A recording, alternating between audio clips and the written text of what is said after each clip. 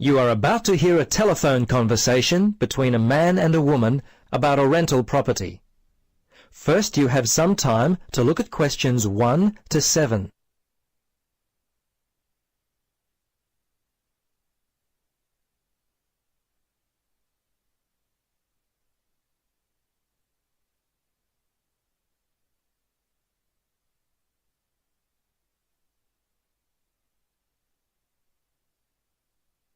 Now, listen carefully and answer questions 1 to 7. Central Realty, Jill speaking. How can I help you?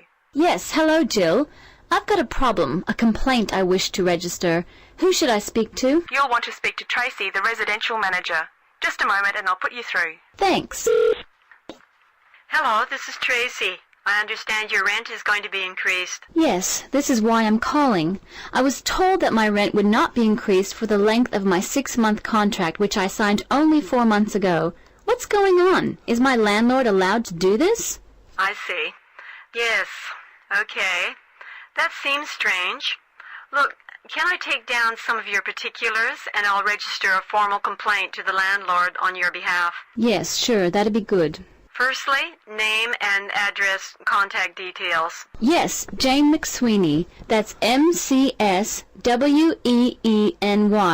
3 Mauger Street. That's Maugher Street. Windory, 3355. And the phone there? Yes, you can contact me on 334756 extension 3176. I generally arrive home by 6 o'clock in the evening, so you can call me around that time, but not after 9. Oh, sorry, 8:30, because that's the time I leave for work. Okay, so I should note down that the problem is that your landlord wants to raise your rent. And when did you first move in? Yes, well, the contract began on August 1st, and... Oh, hang on. Sorry, that's the ending date. We actually moved in on February the 1st. Before you listen to the rest of the conversation, you have some time to look at questions 8 to 10.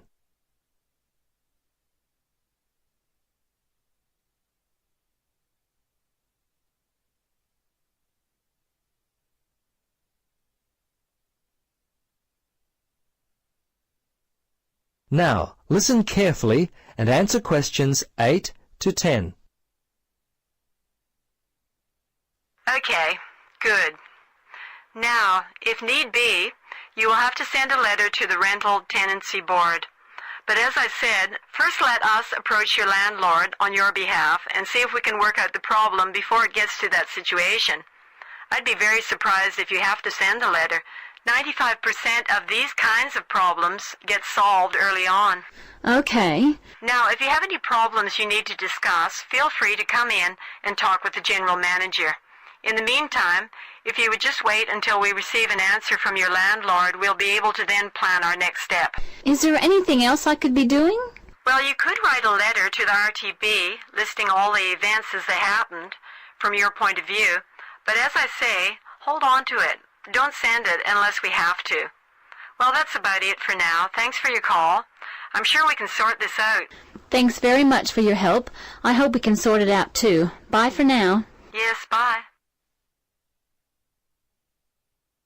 That is the end of part 1. You now have half a minute to check your answers.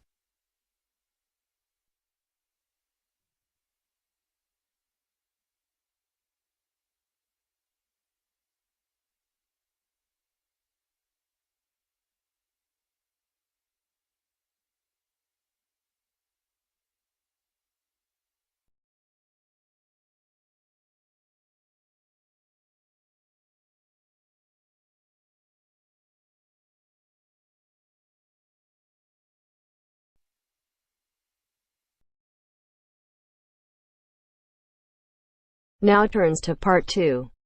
Part 2. A conversation between Mrs. Lamb, a member of the staff in a large hospital, and Andrew, who is a student in the nursing school. Mrs. Lamb is explaining the rules about visiting hours in the hospital. First, look at questions 11 to 14.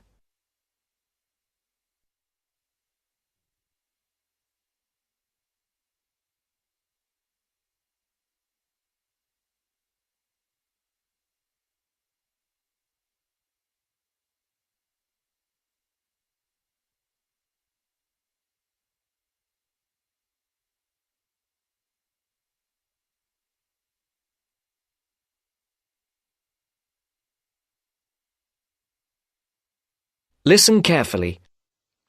Hello, Andrew. I believe you want to know about visiting hours. Yes, I do, Mrs. Lamb. I have to fill this form out, and I'd like to have some idea why the different parts of the hospital have different times for visiting. I see. Well, let's start with an obvious one. Intensive care. People in intensive care are very sick indeed, and for that reason, we say that visitors can come between 6 a.m. and midnight. I can understand that. At the other end of the scale, our maternity patients are usually quite well, but we restrict their visiting hours from 8 a.m. to 8 p.m. We find they get very tired if we permit visitors all the time. I see. What about the surgical wards?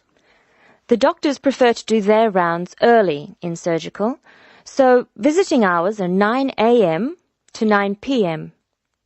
Surgical patients are often on very heavy painkillers, and they aren't really very good company for their visitors. But surely the visitors come to cheer up the patient, not the other way round. Of course. And often the visitors are able to help the patient a lot. That's why we allow visitors all day, the full 24 hours in the emergency ward.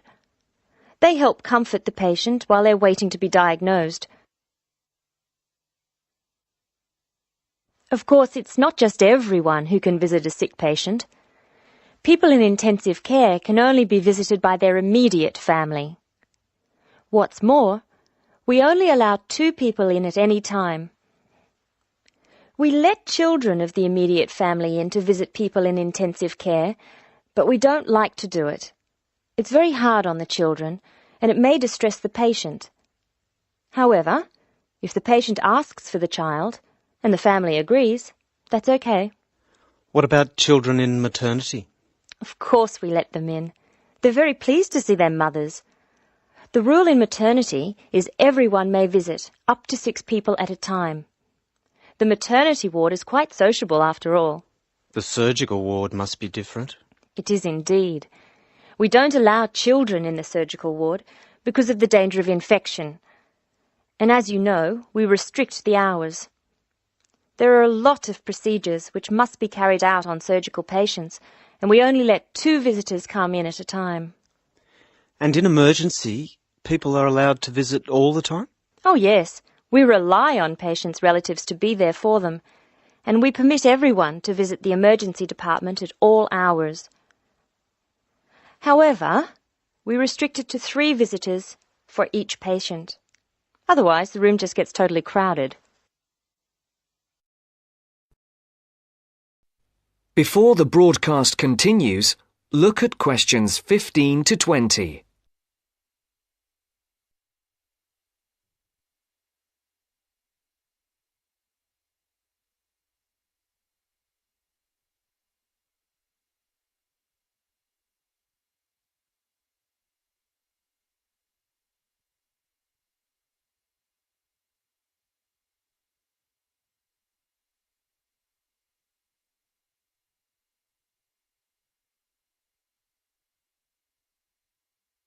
You will now listen to the second part of the talk. Now I have your schedule for the next week's observation sessions. Are you ready? Yes. Where do I start? On Monday, you'll be in male surgical in the morning and in female surgical in the afternoon. You'll be following Dr. Shea on her rounds. Thank you. And on Tuesday? On Tuesday, you'll be with Dr. Thomas in the morning and Dr. Robertson in the afternoon. No, that can't be right. You're with Dr. Thomas in the afternoon and Dr. Robertson in the morning. Do I ever get to see Dr. Kim? Yes, you'll be with Dr. Kim on Thursday and Friday. She'll take you through the children's ward and through our new teenage ward for 12 to 15-year-olds. Great. I've read a lot about that new ward. Will I see the schoolroom? Maybe another time. And what will I do on Wednesday? On Wednesday, you'll join the other students for lectures. You'll be in the Redmore lecture room between 8 and 10 a.m. and later between 2 and 3 p.m. Thank you. Do you know how big my class is? The intake this term is 200 first-year students. I'm pleased to say about 1/3 are men, which is good. Nursing used to be an almost entirely female occupation. I know. My father trained as a nurse, and he was considered very unusual. Is he still working as a nurse? Yes, he's working in a hospital in the country. I guess I just wanted to follow his example. That is the end of part 2. You now have half a minute to check your answers.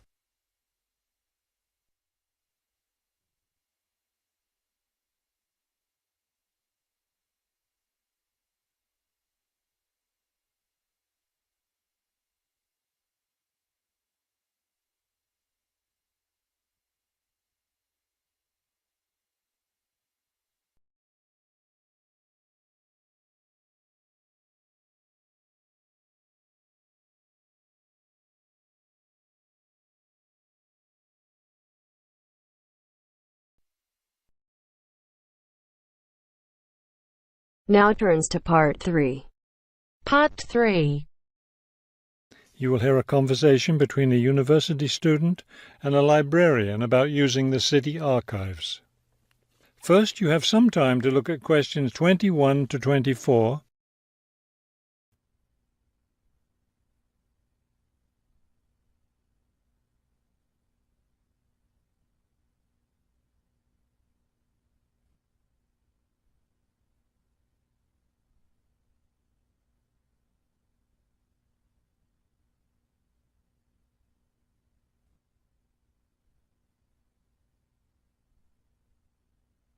As you listen to the first part of the conversation, answer questions 21 to 24.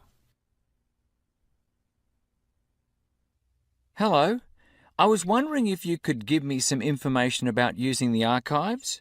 I'd be happy to. Are you a resident of the city? Actually, I live just outside the city, but I study at the university downtown. That's fine. All you need to do is show your university identification card, and you can use the archives at no charge, as long as your ID card is current, of course. Yes, it's valid. So I don't have to pay anything? No, city residents pay an annual fee, but students can use the archives for free.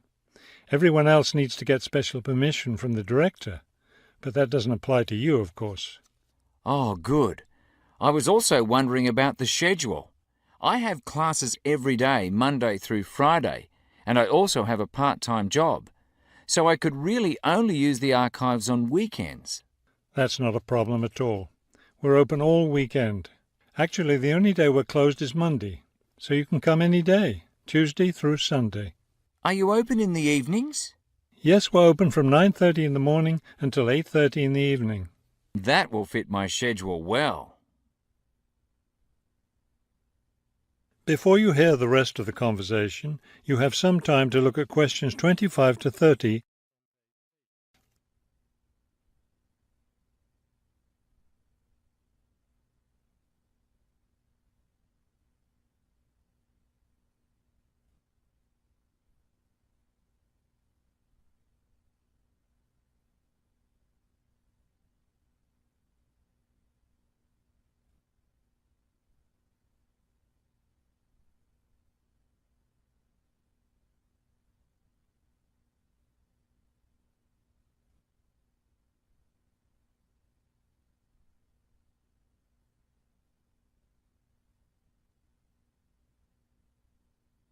Now listen and answer questions 25 to 30.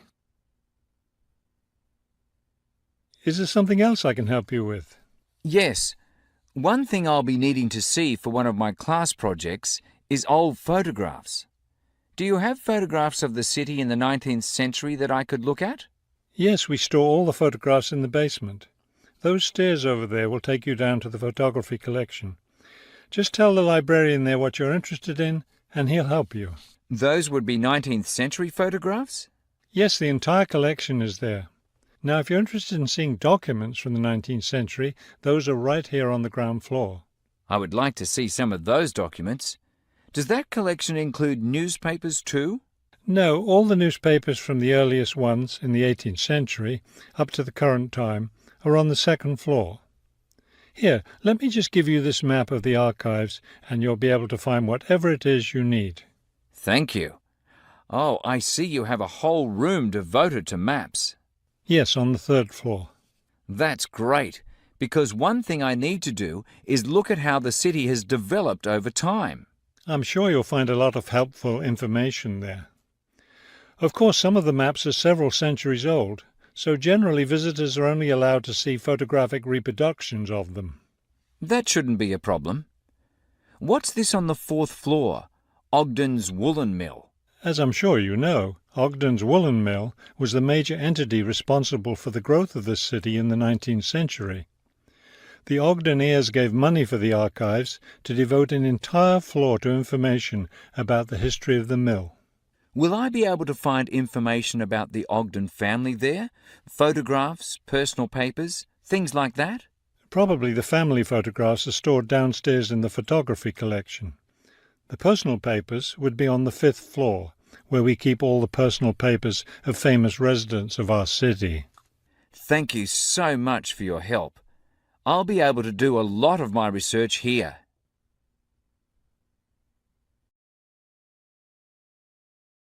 That is the end of part 3.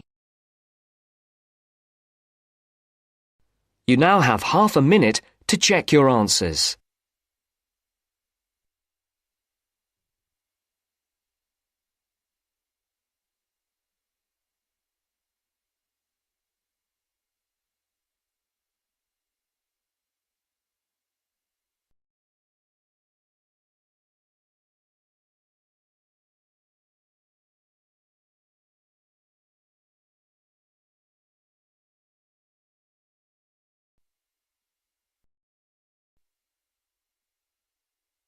Now turns to part 4.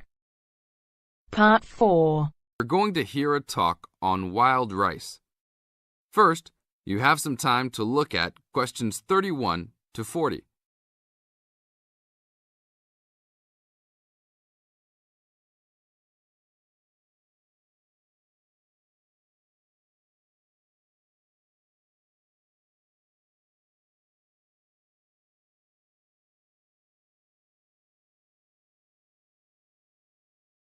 Now listen to the tape and answer the questions. Good morning. Today we'd like to talk about wild rice. Contrary to what many people believe, wild rice is not rice at all, but a grass. Much of it sold in the world today is not even wild, but rather cultivated varieties that do not occur naturally. Wild rice is really an annual aquatic seed found mostly in the upper freshwater lakes of Canada, Michigan, Wisconsin, and Minnesota in North America. Indians gathered wild rice before any explorers set foot on the North American continent. Early explorers were greatly impressed with the strength and hardiness of the woodland Indians, and attributed their vitality to their ample servings of wild rice. Wild rice can grow in water as shallow as 3 or 4 feet along marshes and muddy waters. A tall plant, it grows to a height of 8 to 10 feet, with a long flower cluster that reminds one of a narrow broom. The grains in their husks on the tall stalk look somewhat like oats. Truly wild rice is a challenging crop to grow, even today. It's very susceptible to failure due to weather conditions. If a heavy windstorm comes along just before harvesting, the seeds can be blown into the water, ruining an entire crop. Harvesting at just the right time becomes a matter of beating the birds to it, since wild rice is considered a delicacy by many birds living in the area. Other challenges include insects, disease, poor drainage, and high waters. If the grains are too green, they are difficult to thresh or beat out of their husks. If left on the plant too long, even a few days too long, they fall off the plant into the water. Airboats have brought about recent improvements in commercial harvesting of the wild rice, while newer techniques for parching, winnowing, and hulling have been a help in saving time and labour. Still, it takes about 3 pounds of grass seed to yield 1 pound of wild rice. Buyers should be aware of 2 types of wild rice, gathered and commercial. Foraged or hand-harvested wild rice is gradually being pushed out of the market by hybrid commercial varieties. Hand-harvested wild rice makes up less than 20% of the market today.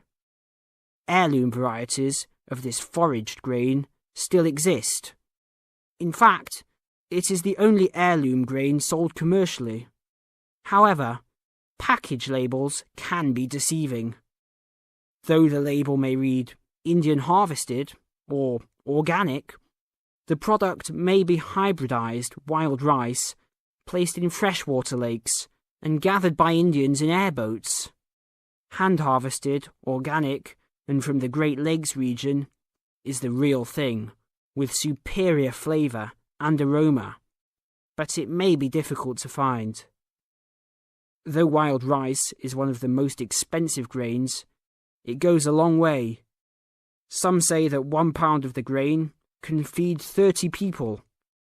To compensate for its high cost, try combining wild rice, half and half, with brown rice. For a truly colourful presentation, try 1/3 of each: white rice, brown rice, and wild rice. That is the end of part